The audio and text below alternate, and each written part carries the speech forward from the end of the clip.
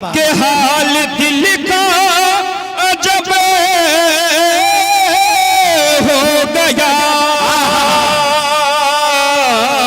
मुख्तसर सी मुलाकात में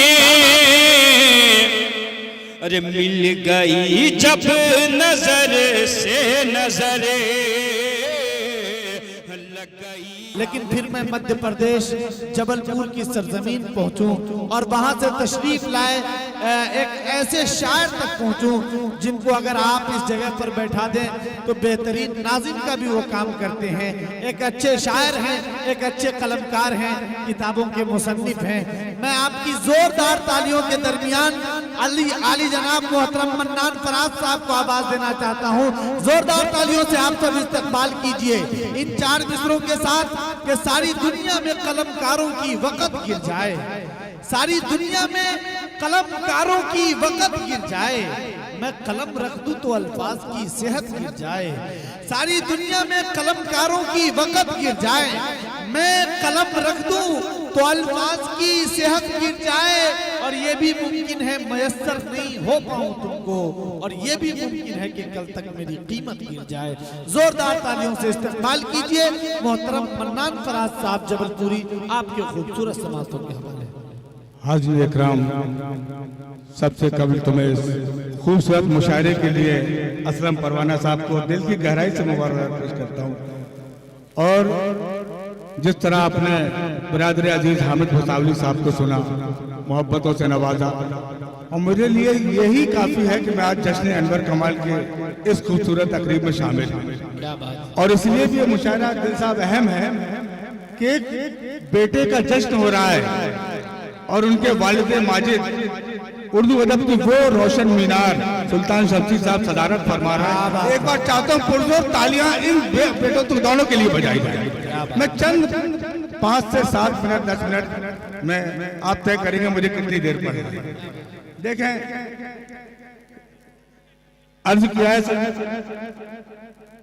सुने, कुछ अच्छे शेर आप तक पहुंचाऊंगा। अगर अच्छे पर बहुत अच्छी दाद नहीं आई तो कुछ खराब शेर पढ़कर आपकी दाद आ सकती है। सुने मैं कि मेरे वजूद का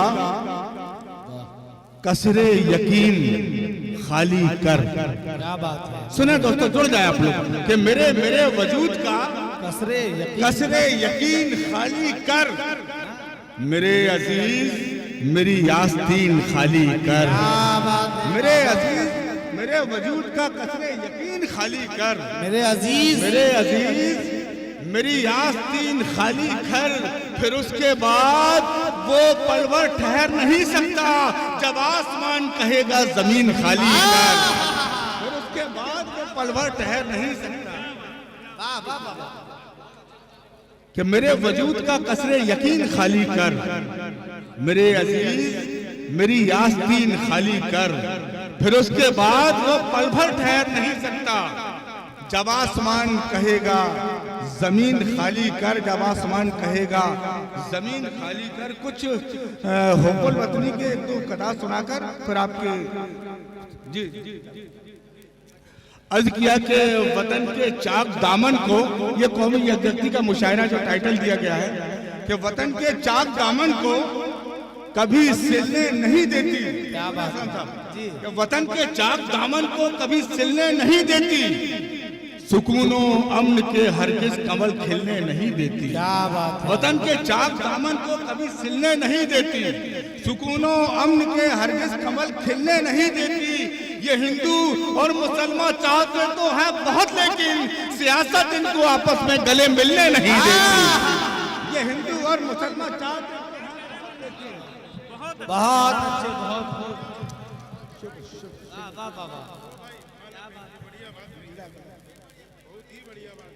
बहुत अच्छे दोस्तों, ये है हमारा हिंदुस्तान।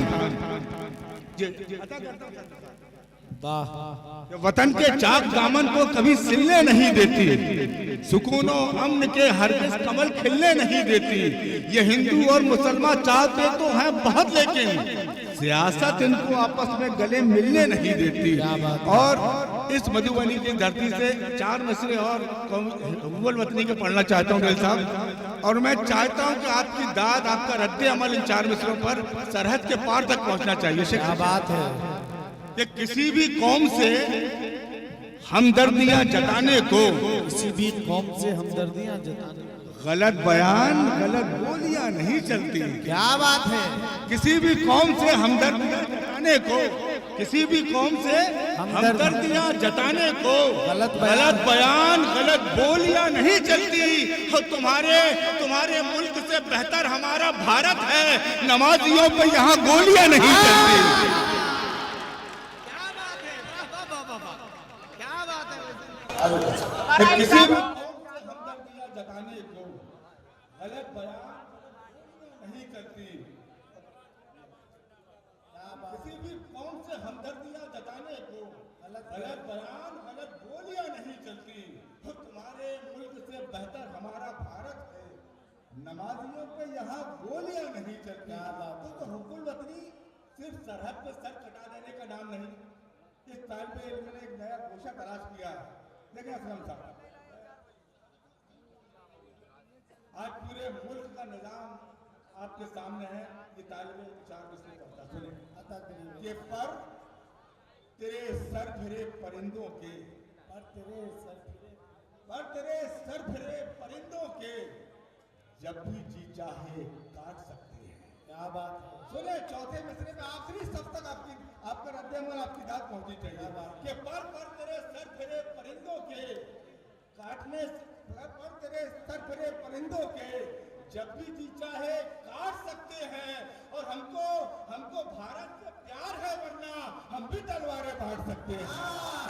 पर तेरे सर फिरे परिंदों के, जब भी जी चाहे काट सकते हैं। हमको भारत से प्यार है, वरना हम भी तलवारें बांट सकते हैं। दोस्तों, एक कमी मुझे नजर आई असलम साहब आज के मुशायरे में। इसका टाइटल है मुशायरा कवि सम्मेलन। बहुत खूबसूरत टाइटल। और माशाअल्लाह कवि का जो हिस्सा है शेखर साहब ही काफी है हमारे डाइस पर। हिंदी अदब का वो पढ़ा। मैं चाहता हूँ कुछ हिंदी के तुम मुक्तक पढ़ ताकि बुक थोड़ा भी पूरा हो जाए। पढ़ना चाहिए कि नहीं हिंदी के मुक्तक? एक बार जोरदार तालियां बजा के बता दें। क्या बात। फिर कुछ अच्छे शेर आप तक सुनाकर फिर सहमत तमाम। अर्ज किया कि जीवन रूपी पुस्तक के वो पृष्ठ सुहाने कहाँ गए। क्या बात है। कि जीवन रूपी पुस्तक के वो पृष्ठ सुहाने कहाँ गए। चांद को मामा कहने वाले बच्चे जाने कहाँ गए। जीवन रूपी पुस्तक के वो पृष्ठ सुहाने कहाँ गए। चांद को मामा कहने वाले बच्चे जाने कहाँ गए। और हिंदू मुस्लिम को आपस में जो मिलवाया करते थे हरिवंश बच्चन के, आखिर वो मैखाने कहाँ। हिंदू मुस्लिम को आपस में जो मिलवाया करते थे हरिवंश बच्चन के, आखिर वो मैखाने कहाँ गए। और 4 पंक्तियां, फिर 2-3 कतार पढ़ के सहमत तमाम। हरिवंश बच्चन के, आखिर वो मैखाने कहाँ गए। कि एक जीवन है बहुत ही लंबा, दूजा पल का है।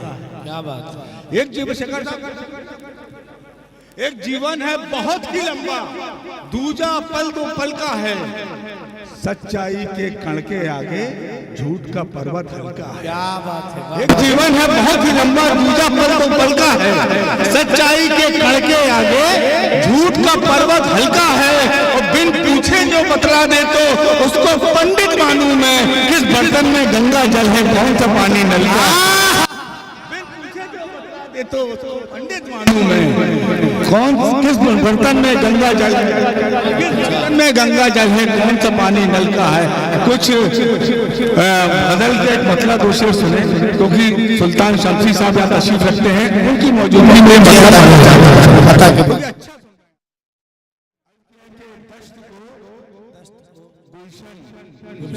कली को भूल करता कौन है। क्या बात है। सुने दोस्तों, मतलब आप खुशी तवज्जो चाहता हूँ। दश्त को गुलशन, कली को भूल करता कौन है। नर्म नाजुक तितलियों में रंग भरता कौन है। दश्त को गुलशन, कली को भूल करता कौन है।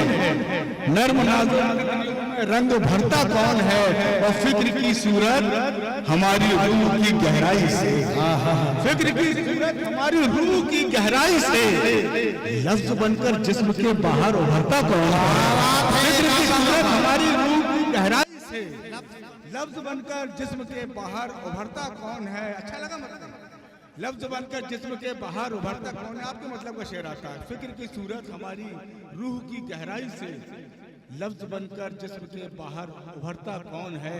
और ये जंग इस वक्त जो आलमी सतह पर चल रही फिलिस्तीन में, वो जंग को जहन में रखे शेर सुने कि फिक्र की सूरत हमारी रूह की गहराई से, लफ्ज बनकर जिस्म के बाहर उभरता कौन है। और हक व बातिल की लड़ाई में हमें मालूम है। दिल साहब सुने, हक व बातिल की लड़ाई में हमें मालूम है किसको मिलती है शहादत और मरता कौन है। हक व बातिल की लड़ाई में हमें मालूम है, हक व बातिल की लड़ाई में हमें मालूम है किसको मिलती है शहादत और मरता कौन है। और हम कलंदर हैं, हथेली पर लिए फिरते हैं सर। क्या बात है। हक व बातिल की लड़ाई में हमें मालूम है किसको मिलती है शहादत और मरता कौन है। हम कलंदर हैं, हथेली पर लिए फिरते हैं सर। मौत कल आनी है, अब आ जाए डरता कौन है। हम कलंदर हैं, हथेली पर लिए फिरते हैं सर। कलंदर हैं, हथेली पर लिए फिरते हैं सर। मौत कल आनी है, अब आ जाए डरता कौन है। और ये खालिद गजल का शेर आता, अपनी छोटी बहन निखत की नजर करता हूँ कि मौत कल आनी है, अब आ जाए डरता कौन है। कोई जान देने लेने की बातें न करना इश्क, जान देने लेने की बातें न करना इश्क में। वादा सब करते हैं लेकिन मरता वरता कौन है। जान देने लेने की बातें न करना इश्क में, वादा सब करते हैं लेकिन मरता वरता कौन है। वादा सब करते हैं लेकिन मरता वरता कौन है। एक मतलब दो शेर सुनने का मतलब,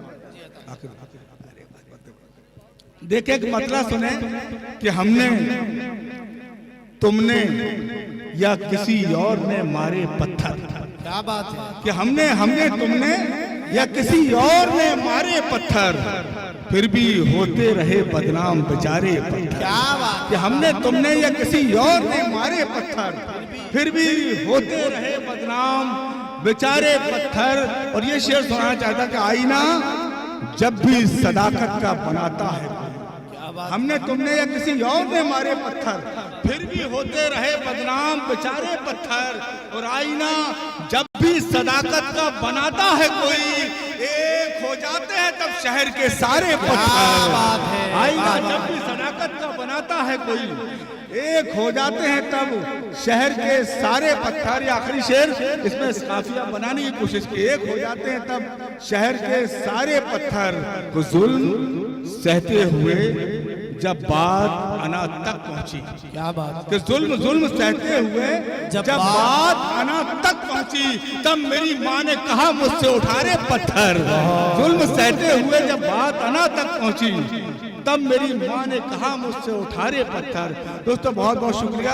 आखिर में अचानक 2 दिन पहले का एक कथा याद आता है, इसलिए याद आता है कि मैं मुंबई रह रहा हूँ पिछले 10 सालों से, और वहाँ बहुत सारे बिहारी मेरे भाई दोस्त, मेरे साथ मेरे दोस्त हैं वहाँ पर। उनका एक दर्द है इन 4 मिसरों में। देखिए बड़े नाजुक 4 मिसरे हैं, और लगे अनवर भाई चौथा मिसरा लग गया, आपने भी नहीं सुने। अर्ज किया कि टाट के बिस्तर को मखमल कर रहा हूँ आजकल। क्या बात है। कि टाट के बिस्तर को मखमल कर रहा हूँ आजकल, दर्द के लश्कर को पागल कर रहा हूँ। कि टाट के बिस्तर को मखमल कर रहा हूँ आजकल, दर्द के लश्कर को पागल कर रहा हूँ आजकल। तो गांव से माँ बाप मिलने आ रहे हैं इसलिए, क्या बात है। गांव से माँ बाप मिलने आ रहे हैं इसलिए मुस्कुराने की रिहर्सल कर रहा हूँ। गांव से माँ बाप मिलने आ रहे हैं, मुस्कुराने की रिहर्सल कर रहा हूँ आजकल। भैया रिहर्सल का जवाब टाट के भाई हमारे दरमियान कर रहा हूँ आजकल। मन्नान साहब हमारे दरमियान बहुत मोहतरम 3 नाम। सुपौल से इस वक्त तशरीफ लाए मिथिला हॉस्पिटल के डायरेक्टर हरदिल अजीज नौजवान आली जनाब डॉक्टर नसीम इकबाल साहब, साथ ही साथ तशरीफ लाए आली जनाब आफ्ताब साहब मोबाइल गैलरी, और अब्दुल हादी साहब शिमाज इंडस्ट्री। इन तीनों हजरात का मैं शुक्रिया अदा करता हूँ कि रात के इस पहर में आप सुपौल की सरजमीन से हमारे दरमियान तशरीफ लाए। आप सब एक मरतबा ताली बजाकर इस्तकबाल करिए इन तीनों मेहमान मुकर्रम। भाई सिर्फ सुपौल से ही नहीं, असलम साहब आपका मुशायरा सुनने के लिए आपको बता दूं मुंबई से भी लोग आए हुए हैं। क्या बात। पहली सब में बैठे हुए हैं। उसके साथ साथ गजनफर जलाल जैसी ऐसी शख्सियत मेरे लिए बड़े मोतबर, मेरे बड़े भाई, वो तशरीफ रखते हैं। और देखें आपने इतनी बड़ी बड़ी शख्सियत आ गई राइस पर, उनके लिए